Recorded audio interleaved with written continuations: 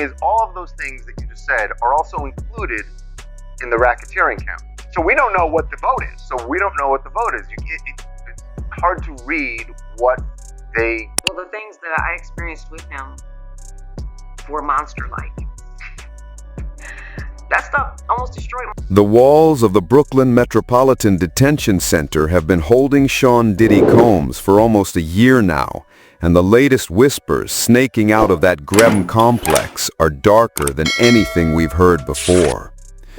We already know the courts have slammed the door on his bail for the 5th time, citing him as a risk of flight and a danger to the community. We've seen the rulings, the blunt words from Judge Arun Subramanian, the refusal to make any exceptions, even as Diddy's lawyers claim his health is failing. But the newest claims go further, suggesting that what's happening behind those prison walls isn't just about legal strategy. It's about a body under siege. More than one insider says he's quietly battling a serious infection, with the boldest rumors naming the unnameable, HIV. It's not confirmed, it's not on record, but it's out there. And in the echo chamber of the entertainment world, that alone is enough to light a fuse. We have to remember, in a place like the MDC, news doesn't leak like it does in LA or New York nightlife. It drips, passed in low tones between visitors and guards, hinted at in letters that never should have left the building. And then what's the stuff that's happening to Wendy Williams? Do you think this is all connection to? Of course. The suggestion that Diddy's condition is known among certain inmates adds a dangerous dimension. If it's true, it doesn't just speak to his personal health. It could mean a storm is coming for the circles he once ruled. Because if Diddy has it, who else might? This isn't just gossip. It's the kind of speculation that can make million-dollar reputations collapse overnight. And suddenly, the conversation isn't just about him. It's about a network. That's where the freak-off list comes in. Buried deep in the evidence seized during those federal raids on his Miami and LA properties, investigators allegedly came across a file.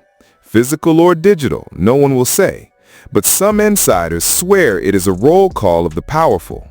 Names from music, film, and sports. People I don't think realized was he had cameras all over the place, unbeknownst to them. And now he has all that footage, supposedly. This is what I'm told. So it's going to be really interesting to see what happens if, you're a huge, iconic, TV star or movie star, and you're in some who's getting the money? Some alive, some no longer with us. A list that could, if it ever became public, explain why so many have been so silent. The idea is that those legendary freak-off parties were not just debauchery. They were a crossroads where health risks, control, and secrecy collided. Did these events serve as the epicenter of what some are already calling a silent epidemic? Were these sessions recorded, cataloged, and leveraged as both entertainment and insurance?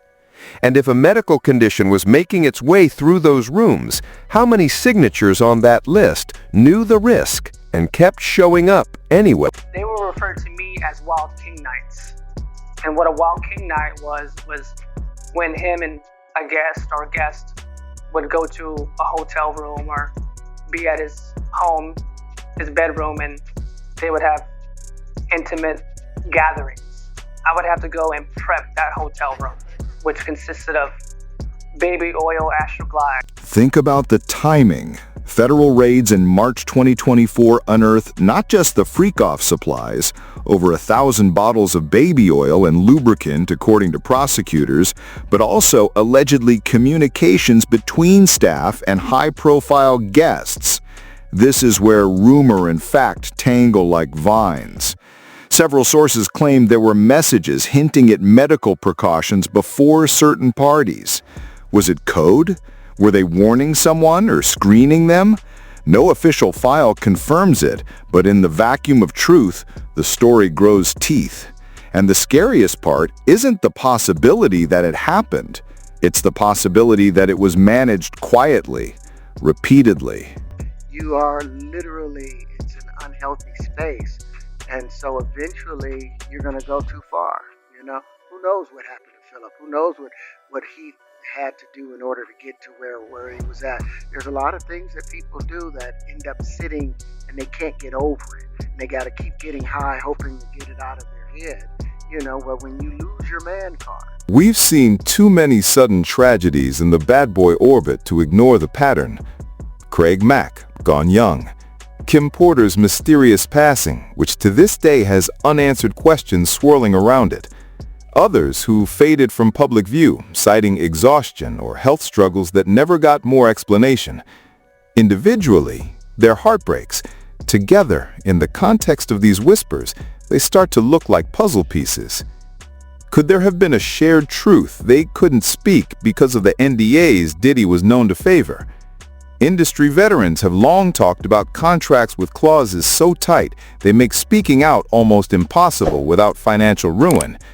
If what we're hearing is true, those documents might not just have been about protecting brand image, they might have been about containing an epidemic. And this is the flight where Diddy said to her, Diddy testified that he showed her a video of a freak-off that she participated in and said, if you don't participate in another freak-off when we get to New York, I'm going to put this video out. I'm going to send it to your mother.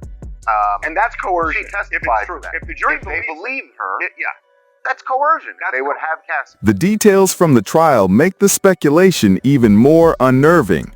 Cassie Ventura's testimony painted those freak-offs as not just wild gatherings, but prolonged ordeals, sometimes stretching 4 days with heavy use of party enhancements and physical exhaustion. She described them as a job, one you couldn't quit without consequences. Prosecutors say these were elaborate productions with male participants brought in, performances staged, and everything under Diddy's control. If these environments were also incubators for something contagious, it raises a terrifying question. Did anyone even try to warn the participants? Or was the code of silence so strong that everyone involved became collateral damage in protecting the man at the center? Even the legal back and forth on bail has hints of this tension. Judge Subramanian noted that serious medical conditions could, in theory, be grounds for release, but said Diddy failed to prove his case. That's a strange detail to linger in a bail ruling unless it's pointing at a fight over what those conditions are. We don't have the sealed medical records, but the defense's repeated push on this point and the prosecution's complete lack of acknowledgement is telling. Either there's nothing there, or there's something too sensitive to air in public filings. I don't know this. I mean, but it just seems very suspicious when you go through and you look at in the history of different people that can make you go away if you know. Listen, I've worried about some of the things that I talk about on my show. Meanwhile, the freak-off list hovers in the background like a loaded weapon. Some say it's just an urban legend, a scare tactic whispered to keep people loyal. Others insist they've seen portions of it, enough to know that if it leaked, it would send shockwaves through both coasts. The names aren't all the kind you'd expect. Sure, there are famous singers, actors, even an athlete or two. But there are also producers, political donors, media executives, the kinds of people who don't often make headlines, but have the power to end or greenlight careers with a single call. If any of them shared space in those parties with someone who was infected, willingly or not, the legal and reputational fallout would be volcanic. Dishonest, violent, horrible. A promiscuous swinger who lied to and cheated on multiple partners. Incredibly, that's how Sean Diddy Combs' own lawyers describe the billionaire music mogul, currently facing serious trafficking charges in a New York court. Every time Diddy has walked into court now, you can see it on his face. The weight of the charges, yes, but also the burden of what might still be hidden. 11 months inside the MDC has not softened him, but it has stripped away the celebrity sheen. His legal team keeps pushing the narrative of a swinger's lifestyle gone misunderstood, arguing that everything was between consenting adults. But prosecutors, and now the public, are starting to wonder if that's just the sanitized version of something far riskier. Because if the health rumors are true, the consent defense collapses under the shadow of non-disclosure. I'm sorry, I'm just I'm in this moment right now. This is crazy. Sorry.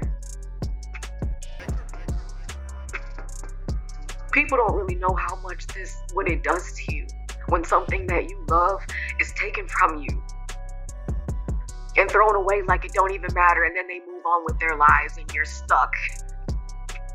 You're stuck during those years. You're still stuck 21 years later. We also have to note how strangely protective some former associates remain. Virginia Gina Hoon, once identified only as Victim 3, actually wrote to the court pleading for Diddy's release, calling him loving, patient, gentle. That's an unusual public stance, given the indictment's portrayal of her as a victim. It makes us ask, is this loyalty genuine, or is it part of the machinery that keeps the deeper truths locked away? If the silent epidemic theory holds any water, people in her position might feel as much fear about what could come out as Diddy himself does. The absence of official comment on the health rumors from his camp is almost as loud as a confirmation. In the world of celebrity PR, denial is cheap and instant. When a story this explosive lingers without a flat-out false from the inner circle, it's often because refuting it might invite more questions than staying quiet. Add in the fact that the prison has its own tight-lipped culture, guards and staff rarely speak unless subpoenaed, and we're left with a rumor that refuses to burn out. It's just sitting there, smoldering, while the list of possible implications grows longer by the week.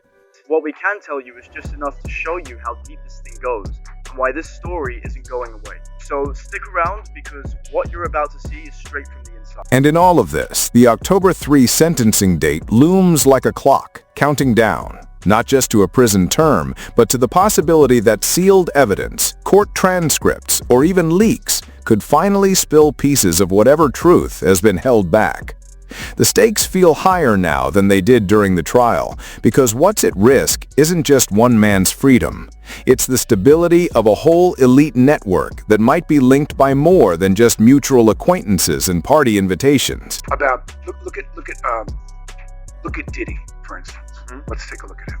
Let's take a look at. He has videos.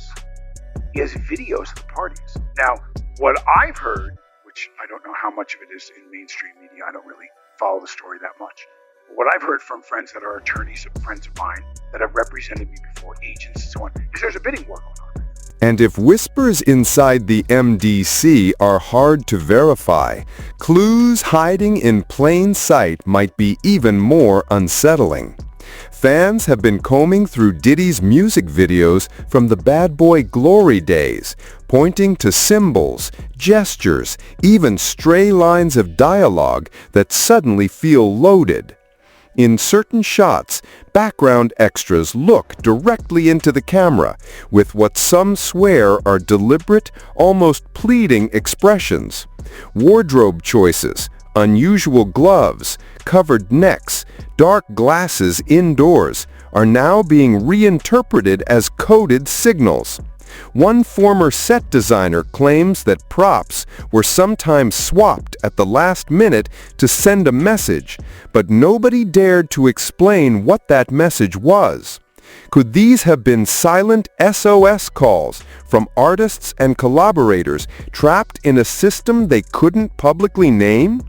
We've all watched these videos for decades, but what if they were never just entertainment?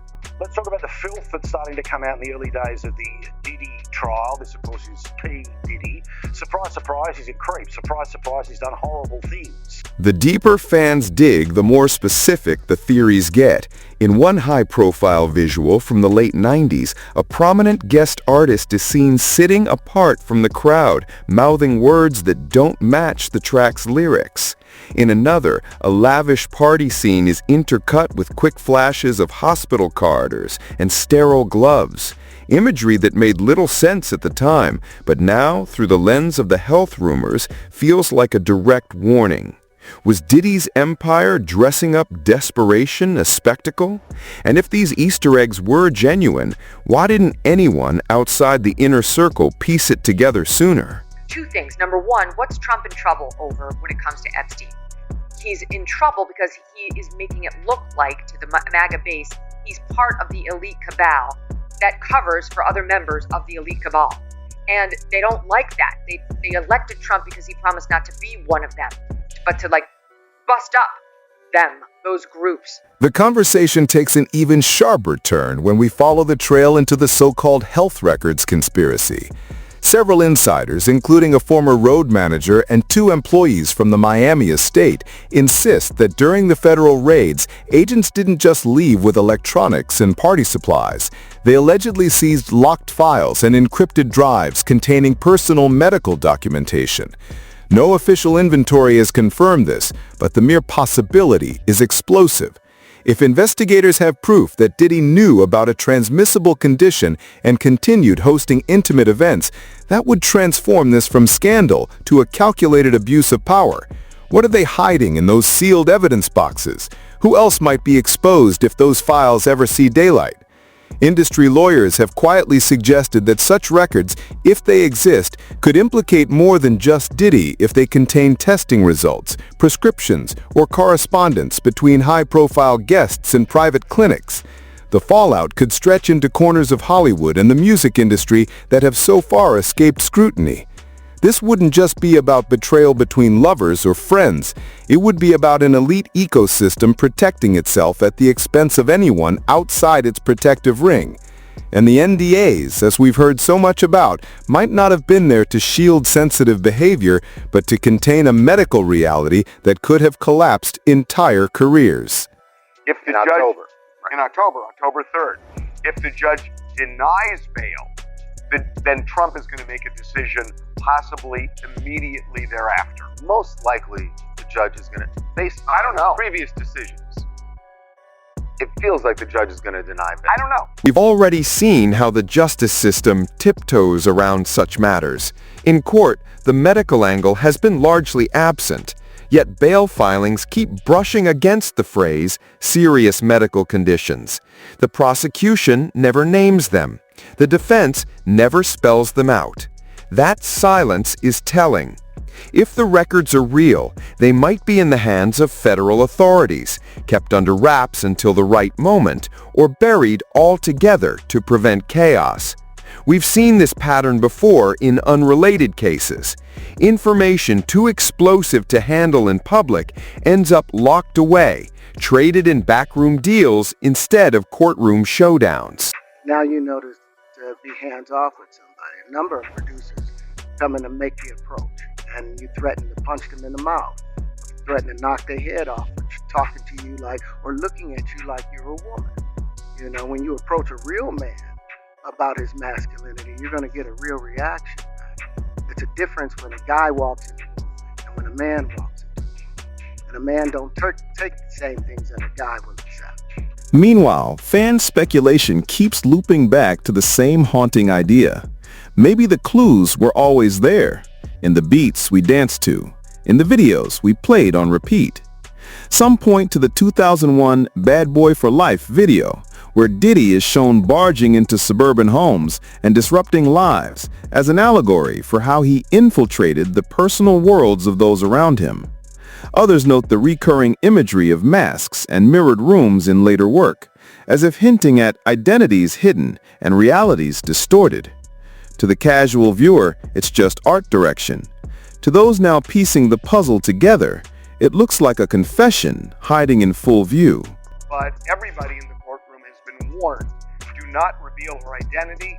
Do not even give a physical description of her. And that was the deal. The judges made it clear. If anybody violates that, there will be severe consequences.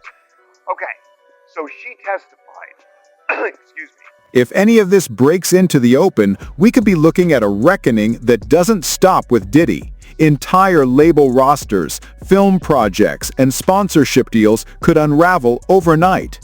The networks of protection, lawyers, managers, PR fixers wouldn't be able to contain it.